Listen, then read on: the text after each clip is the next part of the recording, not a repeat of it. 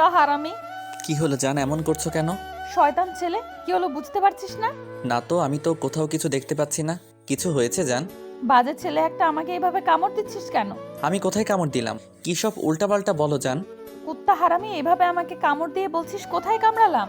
তোর কখনো ভালো হবে না। তুই আমার কাছে আসলেই শুধু আমাকে কামড়ে দিস। তুই একটা বাজে ছেলে, দুষ্টু ছেলে। তুই কখনো বউ পাবি না। আরে বাবা, এটাকে লাভ বাইট বলে। আর কি বললে আমি কখনো বউ পাবো না? তাহলে তুমি কে পাগলিটা? আমি তোর বেস্ট ফ্রেন্ড, আর তুই বলছিস আমি তোর বউ? শুধু বেস্ট ফ্রেন্ড না, এখন বেস্ট ফ্রেন্ড প্লাস বউ। এখন ন্যাকামি না করে কাছে আসো তো, না হলে এবার সত্যি সত্যি কামড়ে দিব। বাজে ছেলে একটা। তুই কামড়ে দিলে আমি কি করব জানিস? কি করবে তুমি একটু শুনি? আমি আর কি করব, কান্না করে দেব। কুত্তা, তুই আমাকে আরেকটা বার যদি কামড় দিস না, আমি তোর কাছে আর কখনোই আসবো না। আর একদম তোকে আদর করতে দিব না। ভুলেও তুই আমার কাছে আসবি না, আর আমাকে স্পর্শ করবি না। আমি জানি এটা ছাড়া তোমার আর কোনো মুরদ নেই। পরেরটা পরে দেখা যাবে। আমি এখন অন্য মুডে, প্লিজ আমাকে বাধা দিও না। তুই এখন আমাকে কামড়ে দিবি, এখন আমি সেটা ভালো করেই বুঝতে পারছি। তুই একদম আমাকে এখন আদর করতে আসবি না, তাহলে কিন্তু আমি খুব রেগে যাব। নিজের বউকে আদর করব না তো কাকে আদর করব? দেখো জান, আমি তোমাকে প্রচণ্ড ভালোবাসি। এখন আমার মাথায় ভূত চেপেছে, তাই প্লিজ আমাকে আটকে দিও না। তুমি বড্ড ফাজিল হয়ে গেছো। আমার কাছে আসলে দুষ্টুমি করা ছাড়া থাকতেই পারো না। আর আদর করলেই সব সময় আমাকে কেমন কামড়ে দাও। একদম দুষ্টুমি করা চলবে না, তাহলে কিন্তু আমি বাবার বাড়ি চলে যাব। তখন তুমি থেকো তোমার এই দুষ্টুমি নিয়ে। আমি তোমাকে ভালো না বাসলে, তোমার কাছে না আসলে, তোমাকে স্পর্শ না করলে তুমি খুব খুশি হও তো? পরে আবার কান্নাকাটি করবে না তো? তোমার কাছে আসি না, তোমাকে আগের মতো আর ভালোবাসি না, এসব বলবে না তো? একদম না। তোর মতন কুত্তার থেকে কে আদর চেয়েছে? শয়তান ছেলে, খালি আমাকে ব্যথা দিস। তোর এছাড়া আর কোনো কাজ নেই। তুই শুধু আমাকে কষ্ট দিতে পারিস। একদম আমার কাছে আসবি না। তোর এই বাজে আদর আমার চাই না। আচ্ছা ঠিক আছে, তাহলে কি আর করার। আমি তন্নির থেকে আমি ভালোবাসা নিয়ে নিব। কলেজে যে মেয়েটার সবসময় আমার দিকে হা করে তাকিয়ে থাকে, ওই মেয়েটা কি আমাকে প্রচণ্ড পরিমাণে ভালোবাসে আর এত বেশি পছন্দ করে, আমি যদি ওকে বলি ওকে ভালোবাসি, তাহলে ও আমাকে বিয়ে করে নেবে। শুধু তোমার কথাটা ভেবেই আমি ওকে কিছু বলিনি। তুমি কি করবে সেটা ভেবে দেখো। সতীনের সংসার করবে নাকি আমি যা বলবো তাই করবে? অবশ্য তোমার তো কষ্ট লাগে, আর তুমি তো চাও না আমি তোমাকে আদর করি, তাই না? আচ্ছা ঠিক আছে, করবো না। আমি আগে জানতাম তুই একটা বাজে ছেলে, কিন্তু এখন দেখছি তুই একটা লুচু।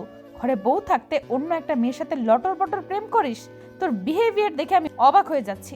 এই জন্য তোকে আমি বিয়ে করেছিলাম, এত বেশি ভালোবেসেছিলাম। তুই কলেজে গিয়ে এইসব রঙ্গলীলা চালাস, তাই না? একটা বার শুধু আমাকে কলেজে যেতে দে, তারপর দেখ ওই মেয়ের আমি কি হাল করি। তোর সাথে লটর ফটর প্রেম করা, তাই না? কুত্তা হারামি, তোকে আগে খুন করব, তারপর ওই কুত্তিটাকে খুন করব, তারপর। তারপর আর কি? তারপর তুমি বিধবা হয়ে যাবে আর তারপর অন্যের একটা বিয়ে করে নিবে, তাই না? আমি তো খুব সেটা ভালো করে জানি। আমি যদি বুনো ওল হই তাহলে তুমিও বাঘা তেঁতুল, কোনো কিছুতে কম যাও না।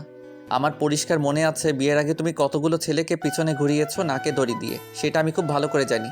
তোমার এলেম আমার জানা আছে।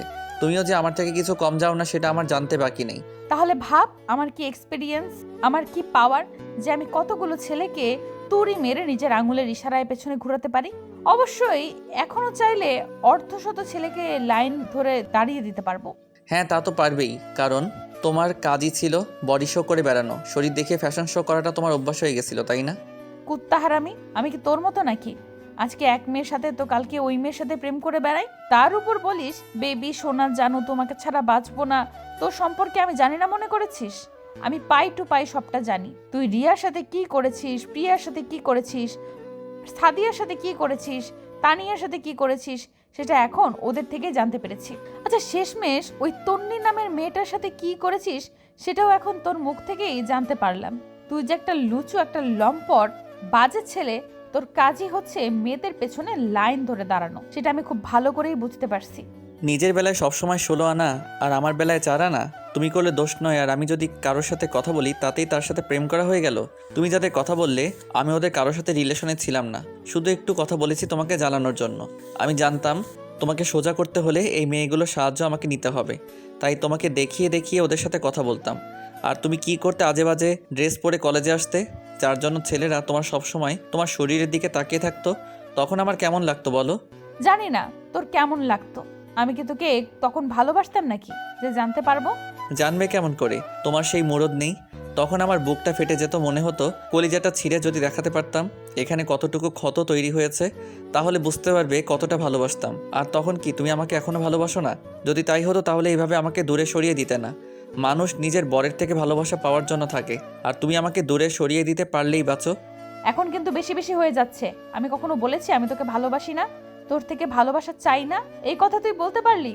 সেটা বলে দিতে হয় না। আমি সবসময় দুষ্টুমি করি বলে তুমি আমাকে বারবার দূরে সরিয়ে দাও। আমি জানি তুমি আমাকে কতটুকু ভালোবাসো, শুধু আমি পাগলামি করেছিলাম বলে, আর তুমি আমাকে হারিয়ে ফেলতে বলেই বিয়েটা করেছো। আর বিয়েটা একদিন করতেই হতো, হয় ভজাকে না হয় হরিকে। তাই শেষ পর্যন্ত যখন দেখলে তোমার হাতে আমি ছাড়া আর ভালো কোনো অপশন নেই, তাই আমার কাঁধে ঝুলে পড়লে, তাই না? আর তোমার মতো একটা গন্ডি মেয়েকে কে বিয়ে করবে, যে কিনা সবসময় রাগের উপর থাকে? তুমি যে কোনো সময় উল্টাপাল্টা কাজ করে ফেলতে পারো। এমন কোনো ছেলে আছে দেখো যে তোমাকে বিয়ে করতে রাজি হতো? কুত্তা হারামি, তুই এসব কথা বলতে পারলি আমাকে? আমি যদি তোকে ভালো নাই বাসতাম তাহলে বিয়ে করতাম কেন বল? আর আমি তোর সাথে সব সময় রাগ দেখাতাম, তাই না? তুই কি ভেবেছিস তোকে বিয়ে না করলে আমাকে অন্য কেউ বিয়ে করতো না? শেষ পর্যন্ত কিনা আমি তোর সাথে রাগারাগি করে বিয়েটা করেছি। এসব কথা তুই আমাকে বলতে পারলি? আসলে তুই আমাকে ভালোবাসিস না, তাই না? সেই জন্যই এখন এসব কথা বলছিস। আর না হয় এখন এই জন্য কাউকে পেয়ে গেছিস, আর আমি পুরনো হয়ে গেছি, তো আমার সাথে এখন মজা নেওয়া হয়ে গেছে, সেজন্য তুই এমন কথা বলছিস। একদম উল্টাপাল্টা কথা বলবে না। আমি তোমাকে যদি ভালো নাই বাসতাম তাহলে তোমার জন্য একটু পাগলামি করতাম না। তোমাকে ভালোবাসি বলেই এতগুলো দিন নিজের ঘরের মধ্যে আটকে রেখেছিলাম। শেষ পর্যন্ত কি করেছিলাম, নিজেকে শেষ করে দিতে গিয়েছিলাম। এরপরে যদি বলো আমি তোমাকে ভালোবাসি না, তাহলে আমার ব্যর্থতা। তোমাকে কতটুকু ভালোবাসি বোঝাতে পারলাম না। আসলে কি বলো তো, মানুষ সত্যিকারে ভালোবাসার কোনো মূল্য দিতে জানে না, আর তুমিও সেটা জানলে না। বিয়ে হওয়ার পরও শুধু আমাকে এইটুকু বিশ্বাস করতে পারলে না যে আমি তোমাকে ভালোবাসি, আর এখনও শুধুই সন্দেহটা করে গেলে। ভাবলে আমি তোমার সাথে নাটক করেছি তোমাকে বিয়ে করার জন্য। আমার যদি সেটা করার থাকতো তাহলে অন্য কারোর জন্য করতাম, তোমার জন্য কেন করতে যাব? ঈশান, এখন কিন্তু বাড়াবাড়ি হয়ে যাচ্ছে। তুমি কিন্তু সীমা ছাড়িয়ে যাচ্ছ। একদম এইসব কথা বলবে না।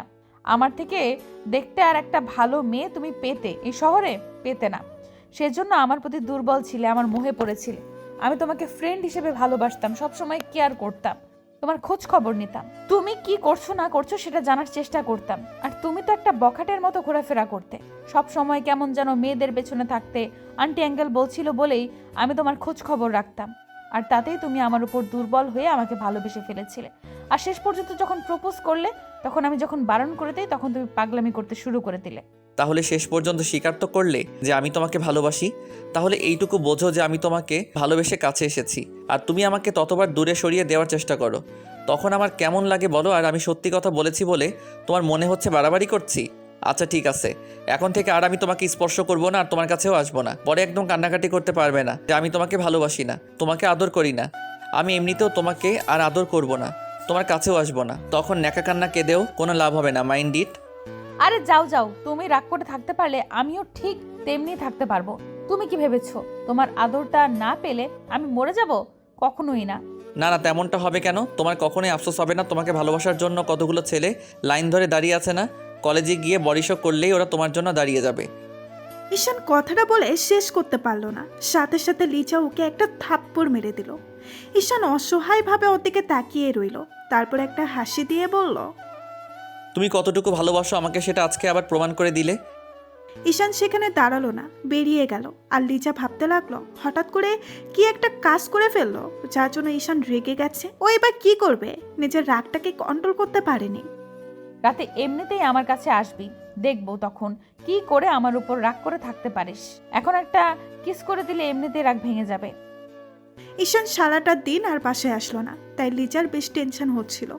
তারপরে ও রাগ করে ঈশানকে একটাবার কল করলো না। বিষয়টার জন্য ঈশানের মনটা আরো খারাপ হয়ে গেল। ও রাতে বাসায় আসে, তারপর না খেয়ে শুয়ে পড়ে। লিজা ও রাগ করে কোনো কথা বলল না ওর সাথে। পরদিন সকাল হতেই লিজা দেখলো ঈশান ওর পাশে নেই, বেলকনিতে দাঁড়িয়ে আছে। দুজনে দুজনের কাজেই অবাক হচ্ছে, কারণ লিজার ঈশানের বুকে মাথা না রাখলে আর ঘুম আসে না, আর ঈশান ওকে বুকে না নিলে ঘুমাতে পারে না। ঈশানের ভাবতেই কষ্ট হচ্ছে লিজা একটাবারও ওর রাগটা ভাঙানোর চেষ্টা করেনি। ঈশান অফিসে যাবে, তাই রান্না শেষ হতেই এসে বলতে লাগলো, রান্না হয়ে গেছে, খাবে চলো। রাতে তো কিছুই খেলে না, অফিসে যেতে হবে। খিদে নেই, আমাকে নিয়ে তোমার এত ভাবতে হবে না। তোমার ইচ্ছা থাকলে তুমি খেয়ে নাও, আমার প্রতি এত কেয়ারিং দেখাতে হবে না তোমার। ঈশান কোনো রকমে তৈরি হয়ে অফিসে চলে গেল। লিজা বারবার ওকে খেয়ে যেতে বলল, কিন্তু ঈশান কোনো কথা শুনল না। ঈশান চলে গেল। সারাটা দিন লিজা ওকে একটা কল করলো না, তাই ঈশানও ওর উপরে রাগ করে সারাটা দিন না খেয়ে রইল। সন্ধ্যার দিকে ঈশান কোনো রকমে বাসায় চলে গেল। শরীরটা যেন আর চড়তে চাইছিল না, তাই বাসায় গিয়েই ফ্রেশ হয়ে ওয়াশরুম থেকে বেরিয়ে আসতেই মাথাটা কেমন চক্কর দিয়ে ওঠে। তারপর আর কিছু মনে নেই। যখন জ্ঞান ফিরে খেয়াল করে ও বেডের উপরে শুয়ে আছে, আর কেউ একজন ওর একটা হাত ধরে ফুপিয়ে ফুপিয়ে কান্না করে উঠছে। এমন কিছু দেখে ঈশান হাতের দিকে তাকাতেই খেয়াল করলো লিজা ওর হাতটা বুকের সাথে জড়িয়ে ধরে রেখে কান্না করছে। ঈশান উঠে বসার চেষ্টা করলেই আব্বু ওকে বসিয়ে দেয়। আব্বু আম্মু বারবার জিজ্ঞাসা করতে লাগলো কি হয়েছে, কিন্তু ঈশান কিছুই বলল না। শরীরটা খারাপের বাহানা দিয়ে কাটিয়ে দিল। আব্বু আম্মু চলে গেল। লিজা কান্না করে দিয়ে বলতে লাগলো, সব আমার জন্যই তুমি আজকে অসুস্থ হয়ে পড়েছো। সব দোষ আমার। প্লিজ তুমি আমাকে মাফ করে দাও। আমি আর কখনো তোমার সাথে মিসবিহেভ করব না। তুমি দেখো, আমি এখন থেকে তোমার সব কথা শুনবো। তুমি যা বলবে আমি তাই শুনবো। প্লিজ আমাকে মাফ করে দাও। লিজা কথাটা বলে ঈশানের হাতে চুমু দিতে লাগলো। ঈশানের কালকের কথাগুলো মনে হলেই বেশ খারাপ লাগছিল, তাই হাতটা ছাড়িয়ে নিয়ে বলল, তোমার জন্য এসব হতে যাবে কেন? আমি নিজে না খেয়েছিলাম, সেজন্য অসুস্থ হয়ে পড়েছিলাম। কান্না করো না, সব ঠিক হয়ে গেছে। সেটা তো আমার জন্যই হয়েছে, আমার উপর রাগ করে থেকেই। আরে না, কারোর উপর রাগ করবো কেন? তোমার উপর রাগ দেখানোর কি দরকার? দেখেছো, তুমি এখনো রাগ করেই কথা বলছো। প্লিজ জান, আমাকে মাফ করে দাও। আমি আর কখনো এরকম ভুল করব না। তুমি যা বলবে আমি তাই শুনবো। লিজা আবেগটাকে কন্ট্রোল করতে পারল না, ওর বুকে কান্না করতে লাগলো। ঈশান ওকে এক হাতে বুকে জড়িয়ে আর এক হাত দিয়ে মাথা বুলিয়ে দিয়ে বলল, ঠিক আছে, কান্না করতে হবে না। আমি আর তোমার উপর রাগ করে নেই, এবার ছাড়ো। তুমি আমার উপর এখনো রেগে আছো? প্লিজ আমাকে মাফ করে দাও। বললাম তো আর কখনো এরকম হবে না।